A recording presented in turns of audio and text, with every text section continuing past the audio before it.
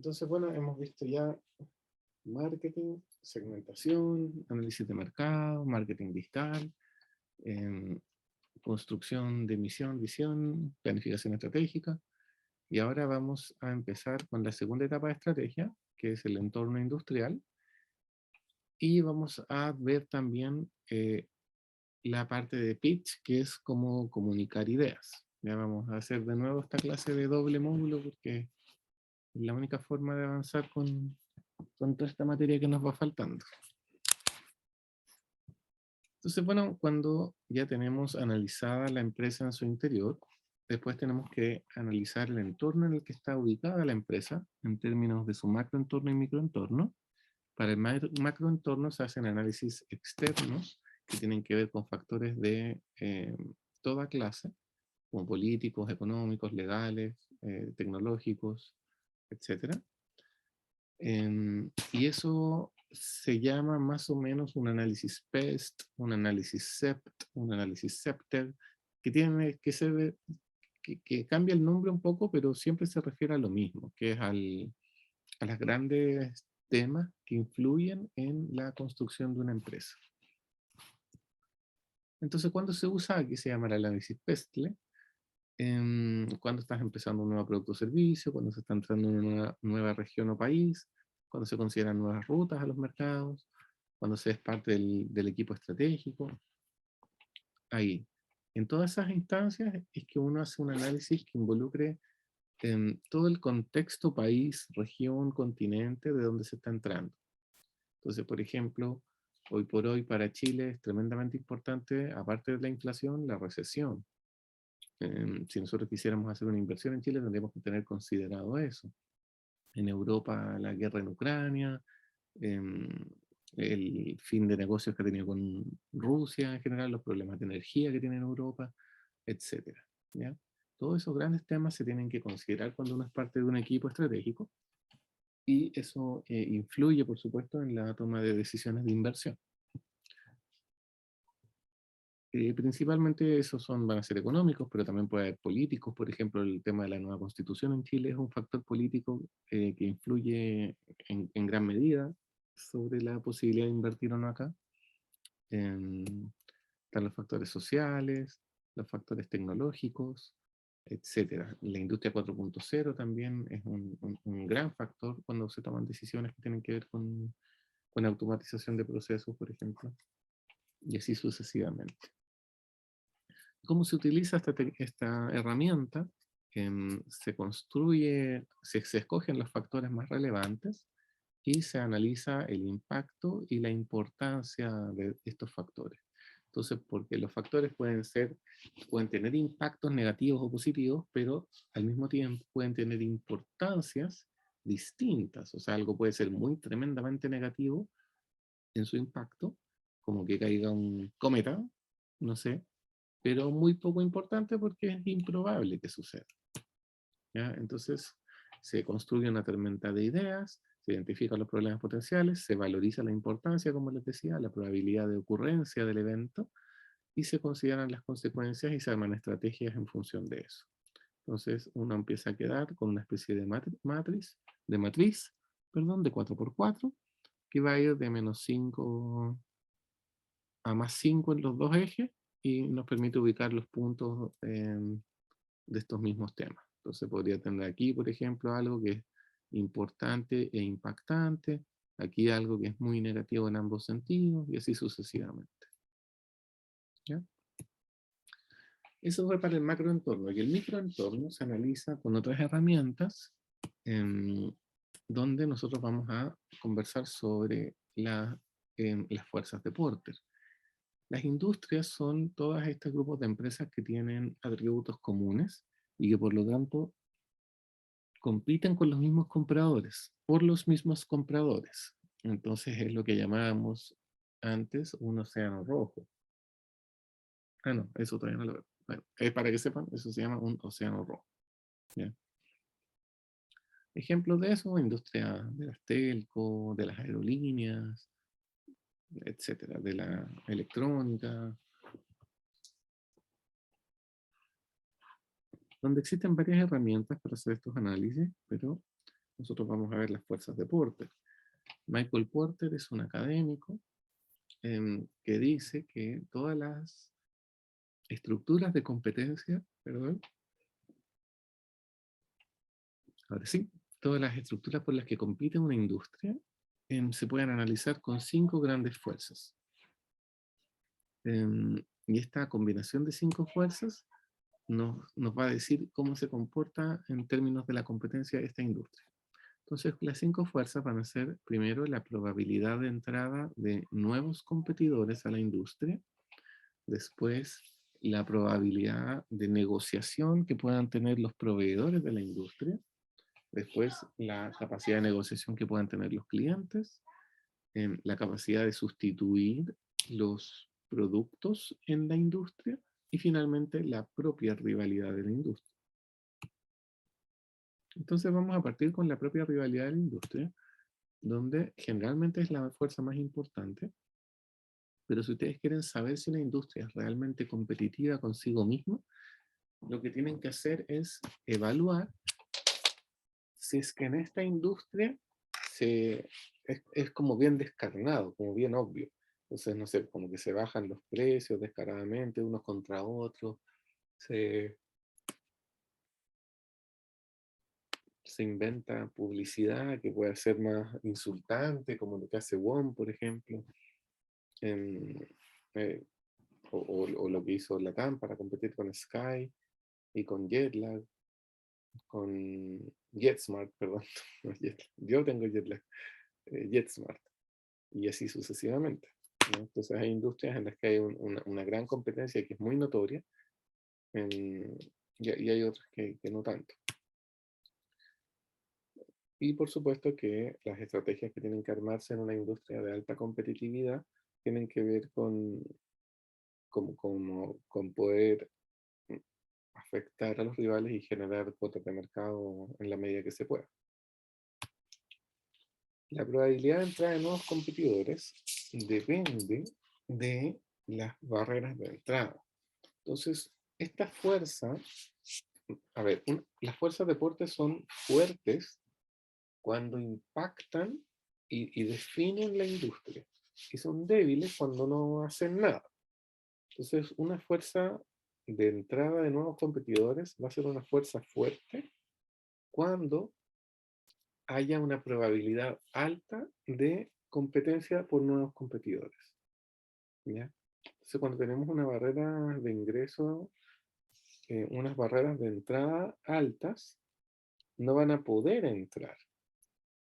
¿Cómo impedimos que entren competidores? A través de las economías de escala, a través de tecnología.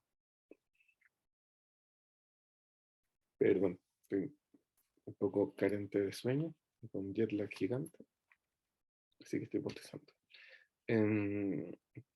Tienen claro, hay tecnologías especializadas, por ejemplo, la curva de aprendizaje, la preferencia de marca. Por ejemplo, si ustedes quieren competir, no sé,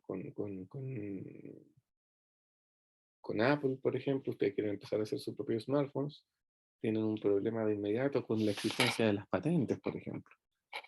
La tecnología se puede ver, pero como está patentada, tendrían que ustedes desarrollar propias tecnologías para poder hacerlo, como han hecho otros competidores. Entonces todo eso va volviéndose más difícil. O si quieren hacer una bebida cola y tienen que competir con Coca-Cola, ahí la preferencia de marca es tremendamente importante y va a ser difícil que ustedes puedan entrar con su propio negocio, ¿ya? Y lo mismo pasa con acceso a canales de distribución. Entonces, por ejemplo, ¿quién me puede dar un ejemplo de una industria en que la, esta fuerza sea fuerte, el potencial de entrada de nuevos competidores?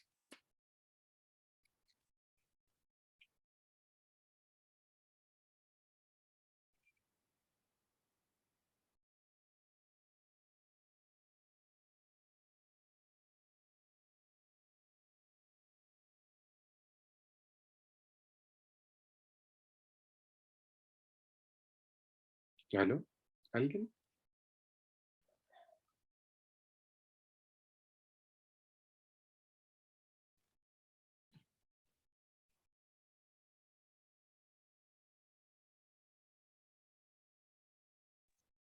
Profe, por lo menos a mí no se me ocurre ninguna. Ya, no hay problema, Emily. Muchas gracias por contestar. Por ejemplo, si yo les digo a ustedes, pueden, a ver, empezar una panadería. ¿Es fácil o es difícil?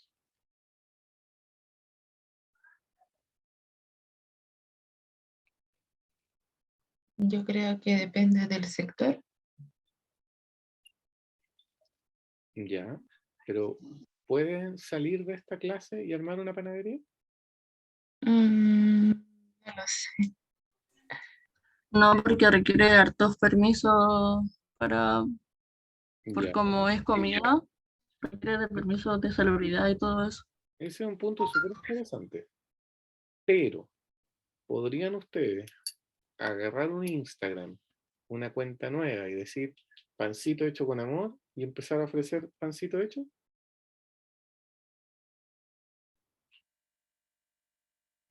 Sí se puede. ¿Venderían pancito?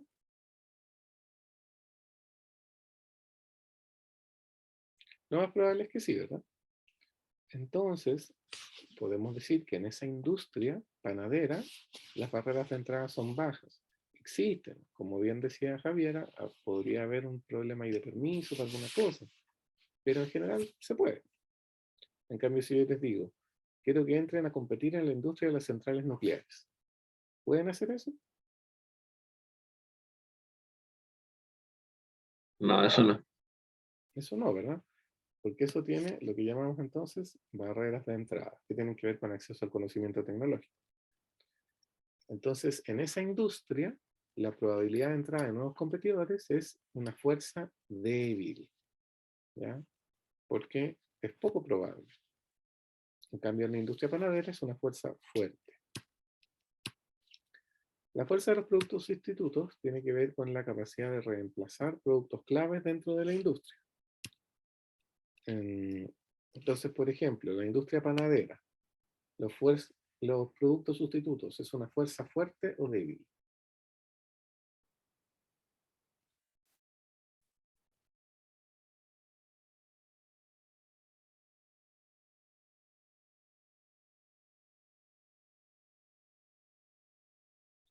¿Se pueden encontrar sustitutos del pan?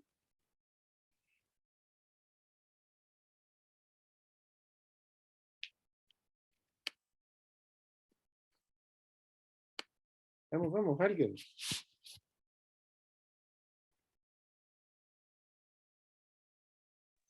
¿No?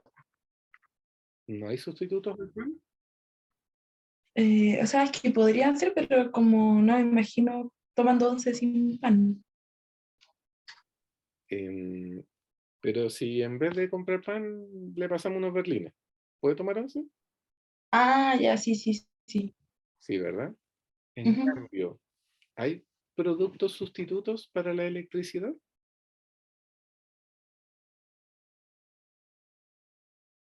No, ¿verdad? Entonces, ¿la fuerza productos sustitutos es fuerte o es débil en la industria panadera?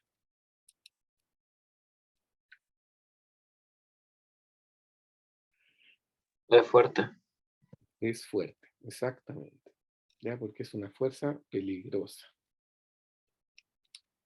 El poder de negociación de los proveedores es la capacidad que tienen los proveedores de negociar, de subirme el precio si quieren, de reemplazarme como distribuidor. Por ejemplo, en algún momento ustedes pueden decir, yo no quiero seguir vendiendo azúcar Llanza, sino que quiero vender mi propio azúcar. Mientras que ustedes compraban Llanza y lo revendían. Ya, pues eso es lo mismo que ha hecho Jumbo, que ha hecho Acuenta, que ha hecho Líder, comprando a los proveedores, cambiándole la marca y vendiéndolo como propio. Entonces eso es la integración hacia atrás o hacia adelante. Hacer tareas del distribuidor o del, ¿cómo se llama esto? Del proveedor, dependiendo de la posición en la que estemos en la cadena. ¿Ya? Entonces, por supuesto, en una industria como la del retail, la cantidad de proveedores es enorme. Entonces, el poder de negociación de los proveedores es muy pequeño, porque al final Walmart puede hacer lo que quiera con los proveedores, ¿no? Lo mismo va al revés, el poder de negociación de los compradores afecta cuando son más fuertes y también pueden integrarse. Entonces, por ejemplo, el poder de negociación de los compradores en la industria minera es más bien bajo, porque aunque tengan plata, pero están amarrados con algún equipo o alguna marca y tienen que seguir funcionando con eso. ¿Ya? Eso con las 5 fuerzas. ¿Hay alguna duda hasta ahora?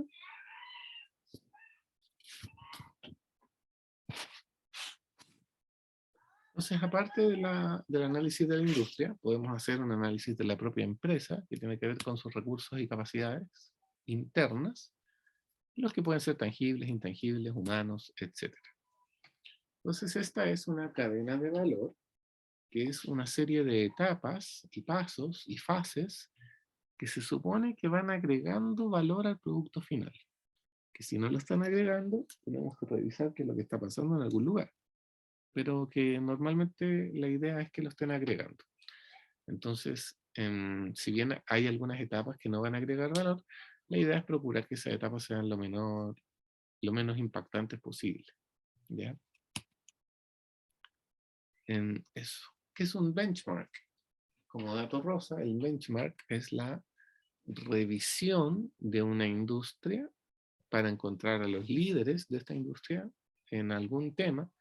Entonces, por ejemplo, si es que quiero trabajar con aplicaciones de low-code, voy a ir a Microsoft y les voy a preguntar a ellos, ¿verdad? Y así sucesivamente. Entonces yo identifico las mejores prácticas y me las traigo a mi propia organización. Y un FODA es un análisis de oportunidades, amenazas, fortalezas y debilidades que me permite comprender mejor cómo está parada y cómo está funcionando mi organización. ¿Dónde voy a tener primero un listado de fortalezas, un listado de debilidades, un listado de oportunidades, un listado de amenazas y después las voy a cruzar? Entonces la fortaleza 1 con la oportunidad 3 van a dar una estrategia para maximizar las fortalezas y oportunidades. Mismo caso con debilidad oportunidad, con fortaleza amenaza y con debilidad amenaza. ¿Ya? Entonces la ventaja competitiva al final consiste en estar mejor que mis pares en algún sentido. ¿Ya? Teniendo barreras para la imitación, teniendo mejores capacidades que mis competidores, estando en una industria bien dinámica que me permita crecer y cambiar, etc.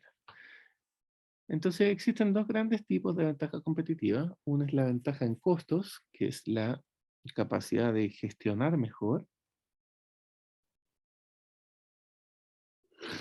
Perdón, con el jet lag, para mí son como las 12 de la noche, así que estoy medio aturdido. Y la otra es la ventaja en diferenciación, donde la ventaja en costos quiere decir que toda la suma de mis costos operacionales es más baja que la suma de los costos de mi competencia. Por lo tanto, la competencia puede bajar el precio y ahí queda. La ventaja en diferenciación tiene que ver con ofrecer cosas que sean distintas. ¿Ya? Puedo controlar los impulsores de costos, pero la idea es poder ofrecer algo distinto. Entonces, ¿cómo se simplifica la construcción de una cadena de valor? Cuando es competitiva, se diseña el producto, se cambia por un proceso tecnológico, se elimina todo lo extra que ofrece y volver a lo básico, se reubican las instalaciones más cerca de los proveedores y finalmente se utilizan tecnologías de comunicación electrónica.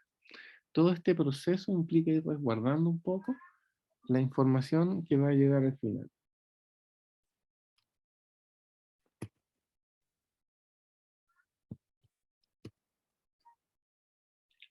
Entonces la diferenciación es una capacidad de tener una mejor reputación, reconocimiento o lo que sea, que no la tiene mi compañero. ¿Ya?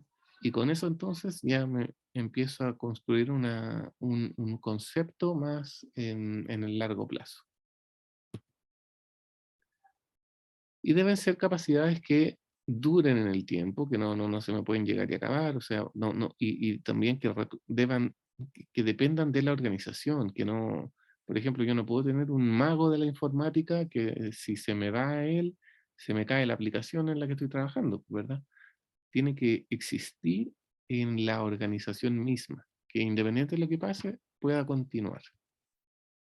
Y de ahí viene la estrategia del océano azul, que era lo que les estaba mencionando, que normalmente las empresas cuando parten se enfocan en los océanos rojos y empiezan a competir con quien esté por ahí.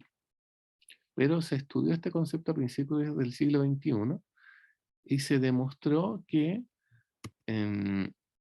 solo el 14% de los negocios nuevos era una buena, ¿cómo decirlo? Eran negocios totalmente nuevos. Ahí sí. Sin embargo, ese 14% se llevaba el 38% del ingreso por venta. Y finalmente ese 14% se llevaba el 61% del impacto en los márgenes de ganancia. ¿Ya? Entonces lo que nos dice la teoría es que el océano rojo, ustedes conocen su competencia, todos los competidores quieren ganarse unos a otros. Y los competidores azules, o sea, los océanos azules son aquellos en los que competidores no existen, porque la industria es nueva, y eso genera dificultades, porque al final el océano rojo es el que realmente paga. Y casos de éxito como el modelo T de Ford, el Cirque du Soleil, Starbucks, etc.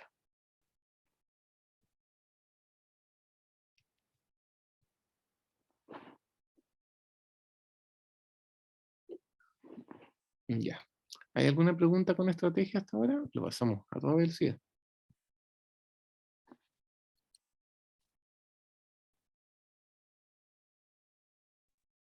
Por mi parte no, profesor. Gracias. Ya, vamos entonces al siguiente concepto de hoy, que son los elevator pitch. Un pitch es la capacidad de resumir ideas concretas y transmitirlas a la jefatura o al manager o quien sea. Entonces nace con este concepto en que un emprendedor podía subirse en el ascensor con un potencial comprador y ahí mismo venderle la idea. Entonces en el plazo que iba desde que entra el ascensor hasta que sale la persona, ustedes ya son capaces con eso de generar la venta o la junta o lo que sea que quieran conseguir. Entonces vamos a ver un pequeño video aquí de ejemplo.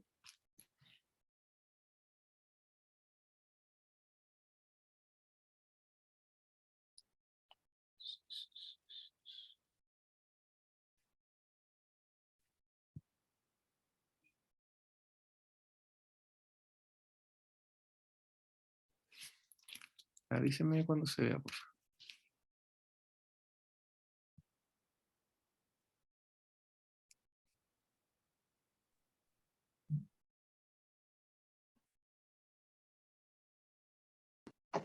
Ahora, profe, se había Ahora. puesto. Ah, ¿Te imaginas que un día entra el adblock algo hizo. Ahora se ve. Perfecto.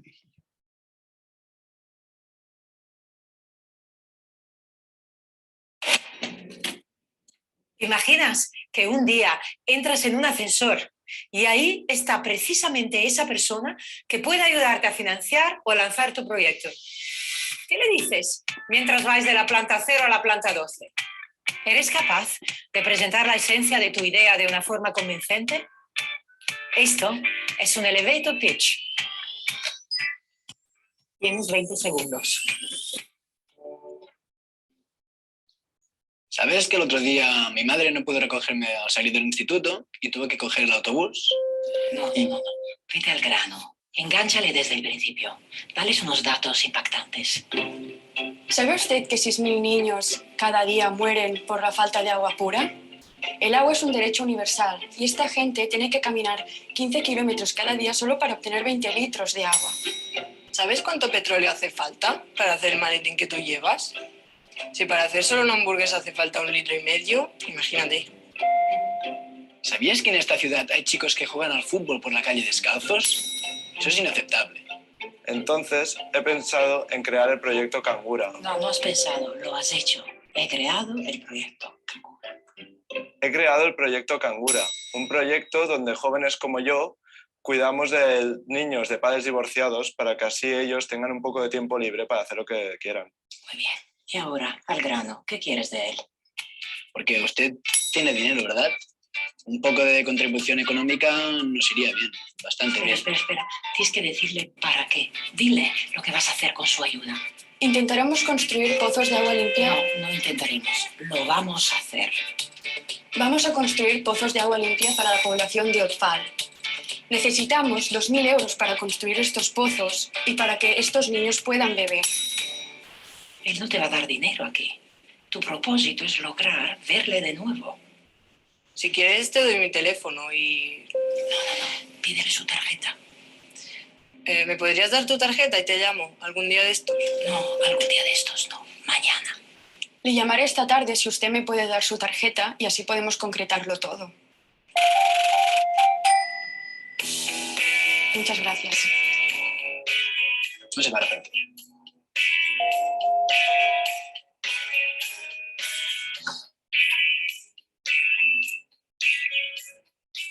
¿Ves? Una conversación de ascensor es una fantástica oportunidad para vender tu proyecto. Si te encuentras en una situación así, aprovéchala. Entonces, eso es un pitch, básicamente. ¿Por qué? Porque en realidad las personas no sabemos transmitir bien las ideas, entonces necesitamos que los demás valoren las cosas de la misma manera que las estamos valorando nosotros. Y para poder hacer eso tenemos que enfocarnos en nuestros interlocutores. Cada interlocutor va a tener su propio pitch. Ese es el resumen. Ustedes pueden establecer algún tipo de guión transversal, pero siempre tiene que tener su pequeña delicadeza que vaya orientado específicamente a una persona puntual. Y hay que conseguir traducir el valor al idioma de los interlocutores. O sea, hay que poder poner atención a las cosas que valora la persona para poder explicarle lo que estamos haciendo de una manera que le resulte atractiva, ¿ya? Los pitch se pueden usar para ideas, proyectos, productos, servicios, empresas, startups, lo que ustedes quieran. No necesariamente para startups. Si ustedes tienen ganas de llevar algún proyecto nuevo, de innovación, de mejora continua, de transformación digital, pueden ir a hablar con un sponsor y pitcharles una idea. ¿Qué es lo que queremos conseguir con el pitch? Esta es una visión bien a grosso modo. O sea, si ustedes consiguen la venta en el mismo pitch, maravilloso, pero no es el objetivo que tiene. El objetivo es conseguir una reunión más larga para poder presentar el modelo de negocio, las que estamos haciendo, más detalles, que a su vez tiene como objetivo que después consigamos una presentación ya en profundidad y que se pueda hacer la venta. Donde los ingredientes más importantes son quiénes son ustedes, qué es lo que hacen y por qué eso podría resultarme importante a mí como inversionista. Ese es como el cruce que hay que responder. Entonces necesita, por supuesto, que un gancho que lo haga atractivo, y una buena forma de hacer eso es con datos duros, ahí como decía la chica del video, con estos datos impactantes. Nunca olvidar que tenemos un objetivo concreto con el pitch. Queremos conseguir algo, entonces ustedes tienen que escribir todo el discurso en torno a ese conseguir algo. Una referencia, una tarjeta, la presentación de alguien, lo que sea. Pero siempre recordar eso, que todo el discurso se escribe pensando en qué es lo que queremos conseguir. Entonces, bueno, ¿cómo podríamos hacer esto? En general hay que tratar de mantener que sea directo, que sea literal, que sea sencillo. Hago esto de esta manera para esta gente y así gano plata. Recordar también que si el dolor de verdad es importante para el cliente, es muy probable que quiera resolverlo inmediatamente con ustedes. Pero eso es relativamente difícil de pillar, o sea, como un dolor que sea tan marcadamente importante. Pero ahí está la idea del negocio. O sea, si ustedes en el pitch tiran un dolor que de verdad le importa al interlocutor, va a querer escucharlos más, ¿ya? Eso, bueno, explicando cuál es el modelo de negocio, por qué son únicos o no, cuál es el mercado objetivo, segmentando, no intentando hacerlo todo para todos, siempre teniendo el cuidado de que los inversionistas confían en la gente, no en la... o sea, que le compramos a las personas, no es la idea suelta, porque un equipo bueno de personas puede tener una idea mala, pero una idea buena, aunque si viene de un mal equipo, probablemente falle, y probablemente ese equipo no vuelva a tener una idea buena. Entonces es importante ahí tener cuidado que el equipo sea el más adecuado. El tamaño del mercado y finalmente el pedir. Nos vamos a reunir en los próximos 18 meses, estamos hablando de la segunda ronda de inversión. ¿Te gustaría que nos juntemos para ver detalles? O sea, pedir. ¿Ya?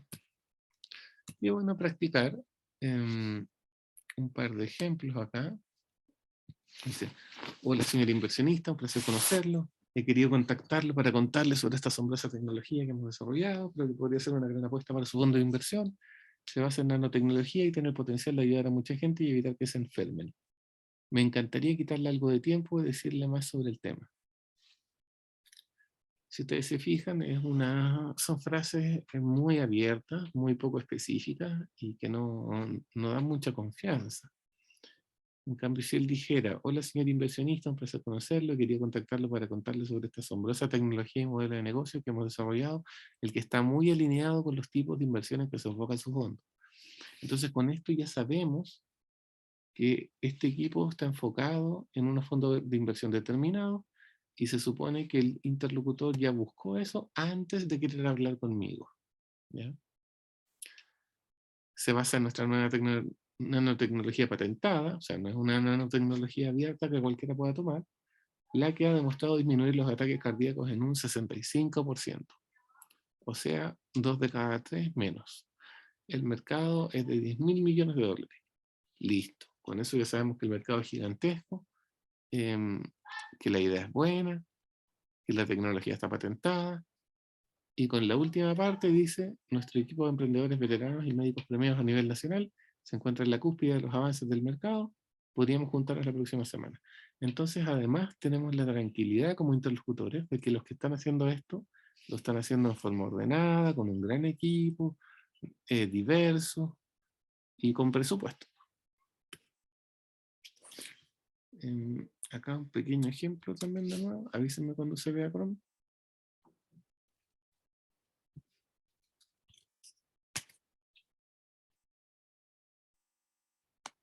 Hola, soy Gago.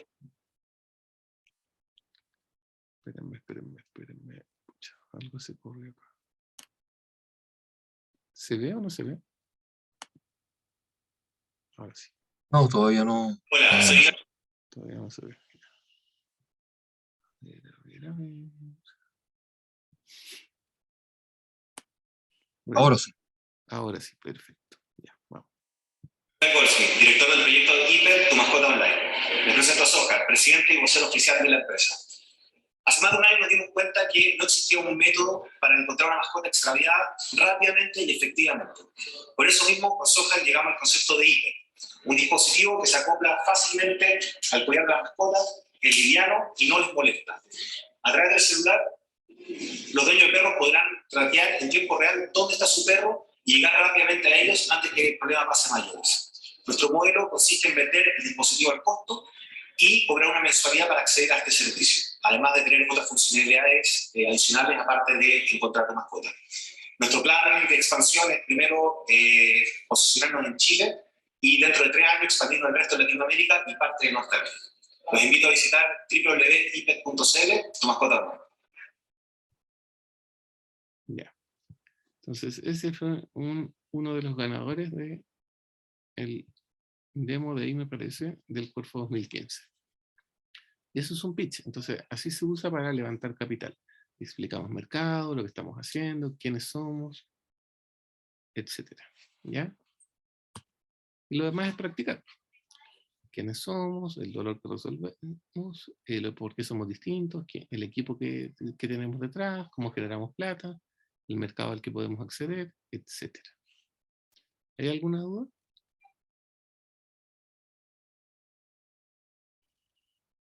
Ya, entonces ahora ustedes en 15 minutos arman un pitch de ejemplo. Voy a tirar las salas. Son 6, son 6. Hagamos 2 salas de 3 y 3. ¿Ya? ¿Hay algún grupo conformado que esté acá? Acá vemos 2.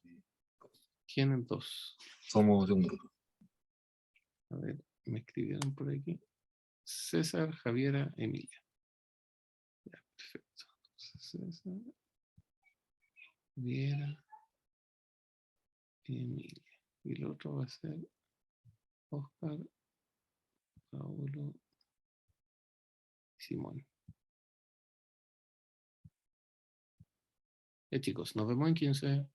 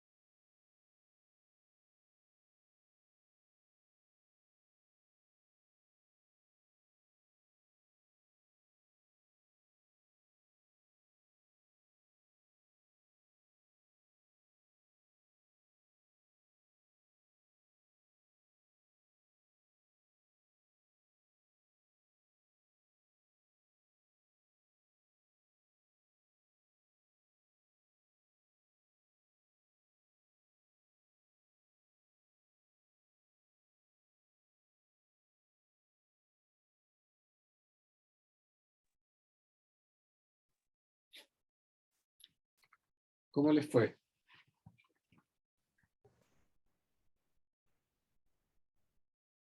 Bien, bastante bien. Denle nomás.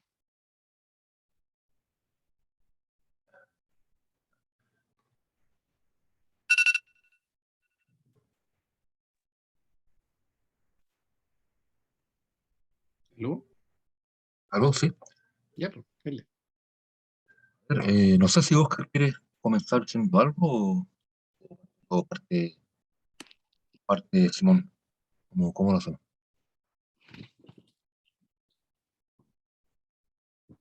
¿Parte Oscar, Simón o parto yo? Pero si es un único pitch. Hola, profe. Sorry que había ido a buscar un vaso con agua. No problema. ¿Me escuchas? Ujú. ¿Aló? Sí. Ya, vale. Ya, profe, había que hacer un pitch más o menos como en el elevador, ¿cierto? Claro. Ya, vale. Escribimos algo así. Hola, señor, disculpe la molestia. Somos un equipo de expertos preocupados por la salud de las personas, en específico de la salud cardíaca. Vamos a hacer mascarillas con biotecnología para disminuir las enfermedades respiratorias y con esto las enfermedades cardíacas. Necesitamos 10 millones de pesos para comenzar. Quisiera tener más tiempo con usted. ¿Me da su tarjeta? Ya. Está interesante. Pero, como decía la misma chiquilla a propósito del video, la idea es que ustedes hablen de cosas que ya están haciendo. No como de sueños. Nadie les va a pasar plata para un sueño que ustedes tienen. ¿Ya?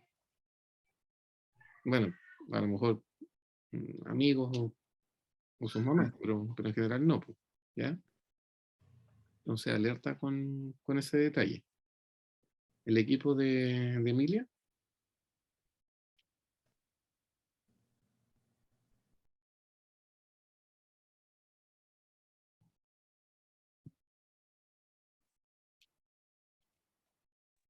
¿Aló?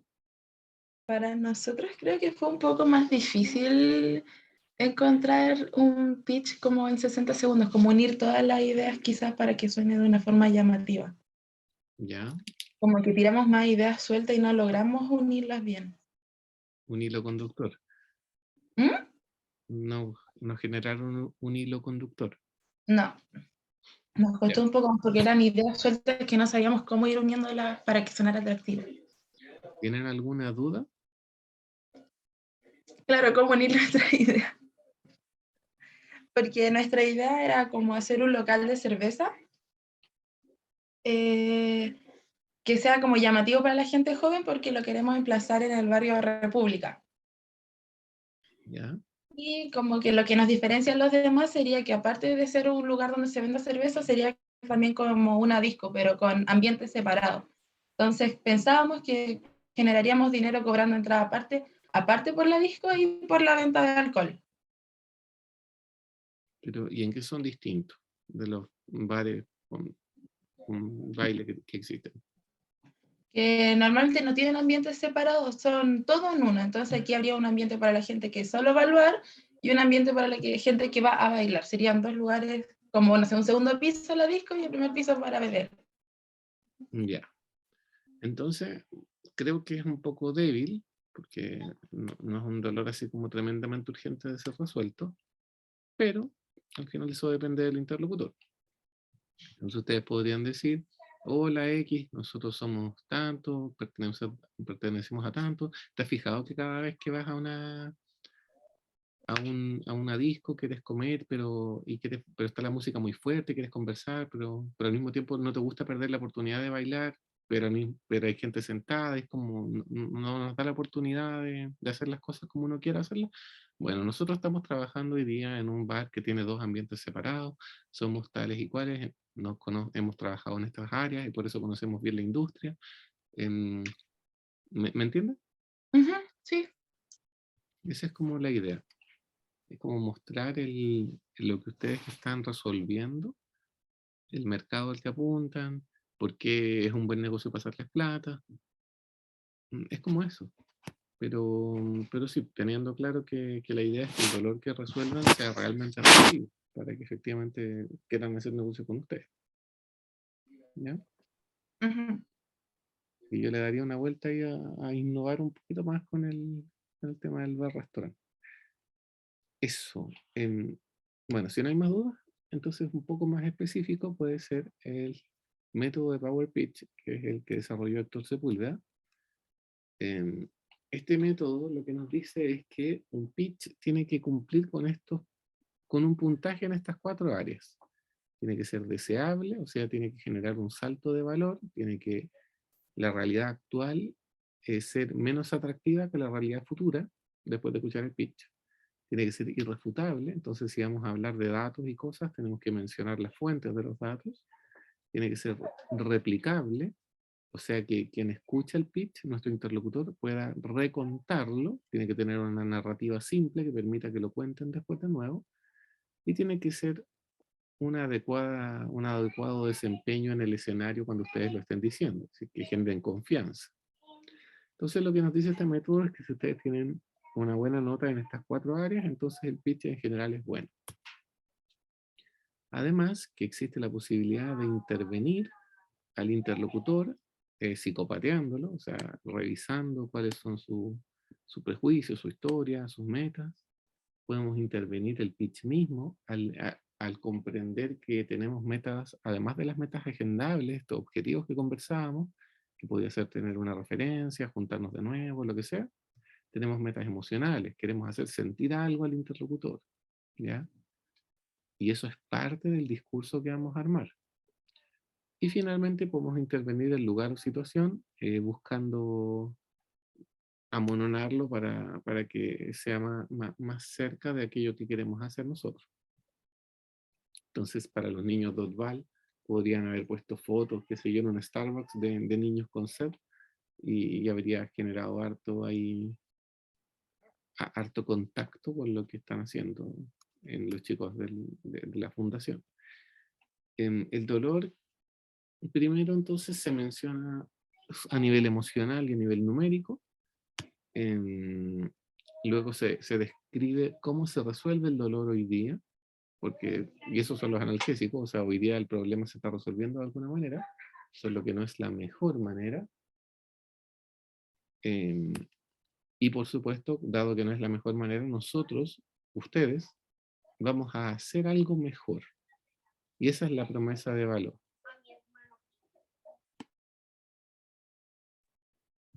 Hoy por hoy tenemos una realidad, tiene unos problemas que no se resuelven tan bien como se podrían resolver, venimos nosotros y vamos a mejorar las cosas. Y lo hacemos trabajando de esta manera, explicamos qué es lo que hacemos, es en forma sencilla, por supuesto, el servicio o atributos básicos, y les decimos que queremos mirar al futuro. ¿Qué es lo que se puede lograr a partir de esto?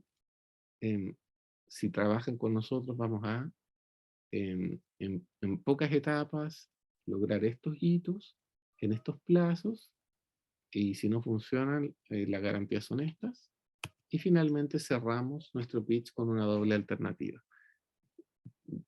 ¿Y cuál es la doble alternativa? Es como dar la ilusión del control, ¿ya? Esto de decir, nos juntamos en tu oficina o te llamo más tarde, te mando un correo o te voy a ver, nos tomamos un café o almorzamos. Y dar la ilusión del control al interlocutor, al mencionarle aquello que vamos a hacer, pero que le dan a elegir ustedes a él en el cierre. ¿Ya? Ese es el método del Power Pitch. A mí me gusta harto, lo recomiendo harto. Y aparte de eso, podemos conversar un poquitito sobre cómo estamos presentando. En general, tener cuidado que no llenar de texto chiquitito las diapos, no ayuda mucho eso. Pegar texto directo de la fuente, un super flight, llenar de fotos, tener videos de 1 hora, llenar de texto y leer constantemente el texto. Todos esos son errores clásicos, dar la espalda a la audiencia también. Así que yo recomiendo esta regla que tiene Guy Kawasaki, el evangelista de Apple, que nos dice que cuando él da presentaciones usa la regla del 10-20-30. Solo van a ser 10 slides máximo 20 minutos en total y como mínimo 30 de número de fuente de tamaño de letra. ¿Ya? Entonces, una letra grande, visible, poco tiempo y pocas slides. Porque en realidad si ustedes se saben lo que están presentando, no tienen para qué estar leyendo. Son solo ligeros bullet points para recordar lo que se nos pueda olvidar. ¿Qué más? Tener clara la narrativa, porque en la narrativa es donde se agrega el valor. O sea, que el interlocutor entienda lo que ustedes están diciendo y ofreciendo, recordando que solamente el 7% de la comunicación es verbal. ¿Cómo podemos mejorar la narrativa?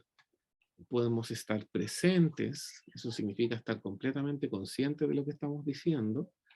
Podemos acercarnos emocionalmente al interlocutor, como hablábamos de los niños Dotval, es decirle, bueno, ¿usted ha tenido sed alguna vez? Yo he tenido sed.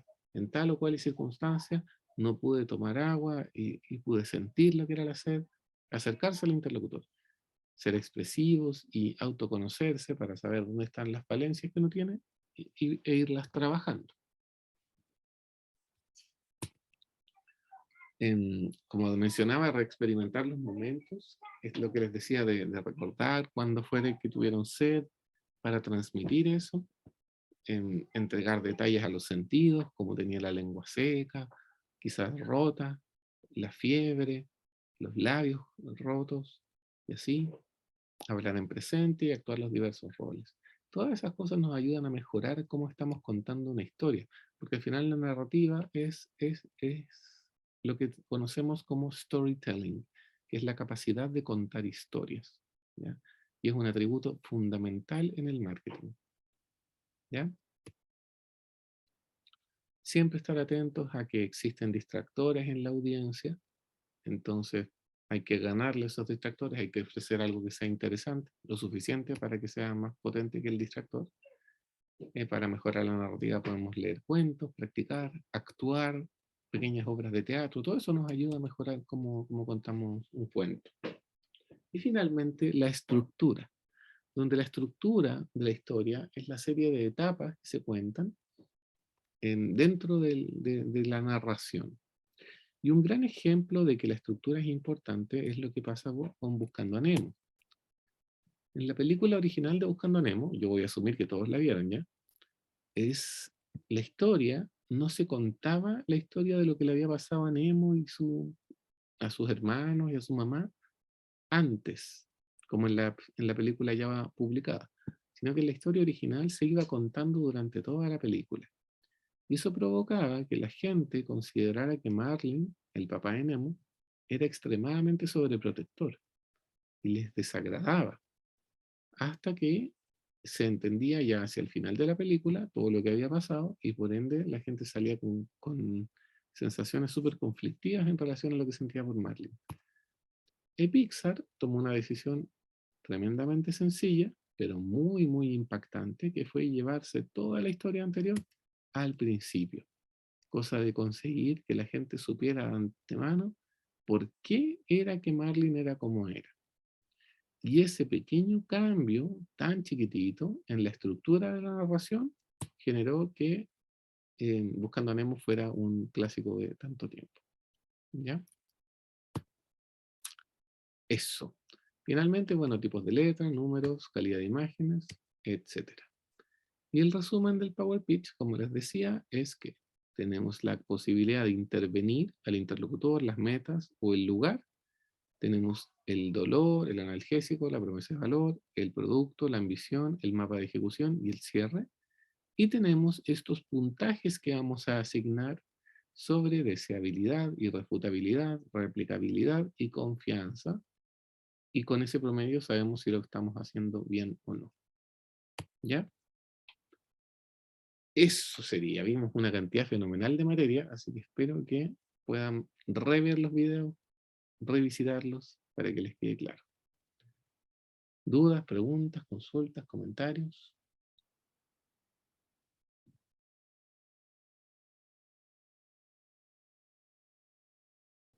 No, por ahora no, profesor.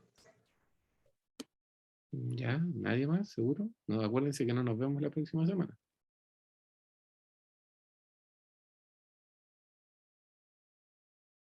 Una pregunta, profesor. ¿Aló? El avance del trabajo tiene plazo para el 31 de este mes, ¿verdad? Sí, sí. Ahí para Halloween. El lunes, el 31 es cada día lunes. Sí. Sí, el lunes que viene. Cualquier consulta podemos escribirle por email. Sí, o sea, prefiero que me escriban al WhatsApp del curso. Porque O por al email teléfono del curso. no lo Vale, veo de tanto. acuerdo. También, claro. Sí, ningún problema. Me escriban al WhatsApp nomás y apenas pueda les contesto. De acuerdo.